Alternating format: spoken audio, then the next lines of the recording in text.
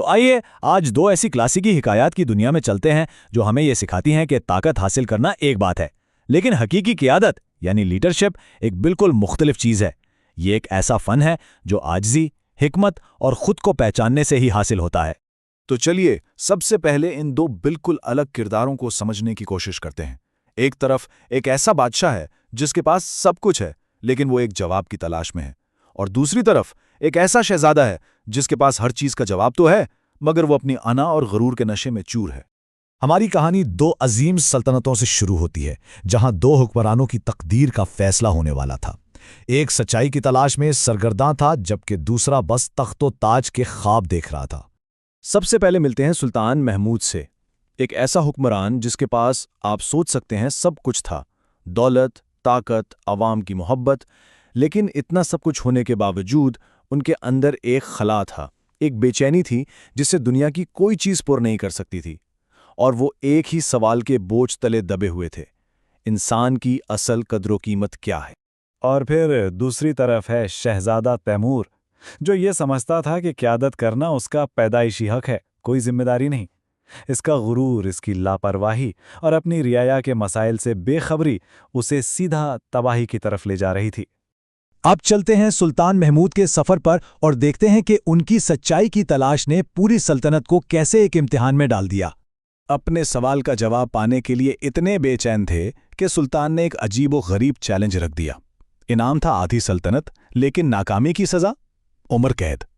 یہ ایک ایسا امتحان تھا جس نے، آپ سمجھ لیں، پوری سلطنت میں ہلچل مچا دی۔ اور پھر ہوا یہ کہ سلطنت کے بڑے سے بڑے عالم، بڑے سے بڑے دانشور سب آئے اور سب ناکام ہو گئے، ایک کے بعد ایک۔ آہستہ آہستہ امید کی جگہ خوف اور مایوسی نے لے لی، قید خانے بھرنے لگے اور سلطنت پر ایک گہری خاموشی چھا گئی۔ لیکن پھر جب سب نا امید ہو چکے تھے، تب ایک ایسی شخصیت سامنے آئی جس کی کسی کو توقع نہیں تھی، ایک عاجز درویش، شیخ فرید، اور انہوں نے آتے ہی واضح کر دیا کہ وہ انعام کی لالچ میں نہیں آئے بلکہ بادشاہ کو سچائی کا راستہ دکھانے آئے ہیں۔ اب ذرا رخ کرتے ہیں شہزادہ تیمور کی طرف، جسے آخرکار وہ موقع مل ہی گیا جس کا اسے ہمیشہ سے انتظار تھا، ایک دن کے لیے مکمل اختیار، ایک ایسا دن جو اس کی پوری زندگی کا سب سے بڑا سبق بننے والا تھا۔ تیمور کی حکمرانی کا سورج جیسے جیسے چڑھتا گیا، اس کی انا کا سایہ اور بھی گہرا ہوتا چلا گیا۔ صرف چند گھنٹوں میں اس کا دور فضول خرچی سے ظلم اور بربادی میں بدل گیا۔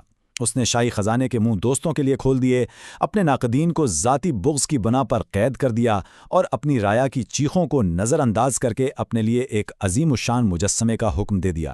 اور یہاں آ کر ہمارے دونوں کہانیاں ایک بہت ہی گہرے سبق میں ایک ہو جاتی ہیں۔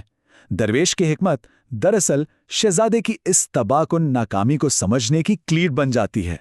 تو درویش نے سلطان کو جو پہلا سبق دیا وہ یہ تھا کہ اس دنیا کا سب سے مشکل کام اپنے نفس کو قابو میں رکھنا ہے۔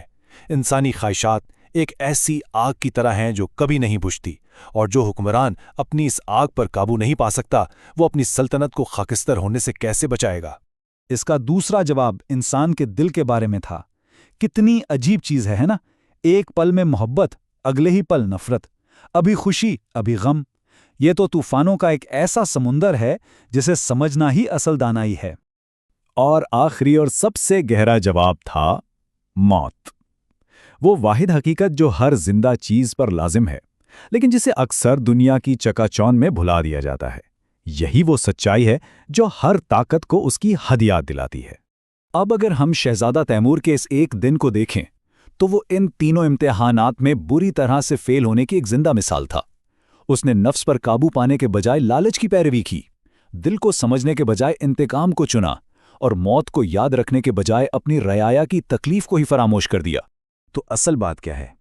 اصل بات یہ ہے کہ دونوں حکمرانوں کی زندگی طاقت حاصل کرنے سے نہیں بدلی بلکہ طاقت کی اصلیت کو سمجھنے سے بدلی ہے۔ حقیقی تاج سر پر نہیں عاجزی میں پہنا جاتا ہے۔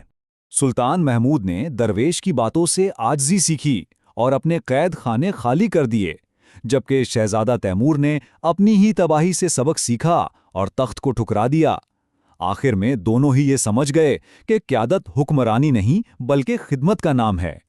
تو ان کہانیوں کا جو آخری سبق ہے وہ بالکل صاف ہے۔ اصلی اختیار چھینا نہیں جاتا، یہ انصاف، ہمدردی اور خود پر قابو پانے کے مشکل راستے پر چل کر کمایا جاتا ہے۔ اور یہ کہانیاں ہمیں ایک بہت گہرے سوال کے ساتھ چھوڑ جاتی ہیں کہ طاقت بگاڑتی نہیں، وہ تو بس انسان کی اصلیت کو ظاہر کر دیتی ہے۔ سوچنے کی بات یہ ہے کہ اگر ایک دن کے لیے مکمل اختیار کسی کو مل جائے تو وہ اس شخص کے بارے میں کیا ظاہر کرے گا؟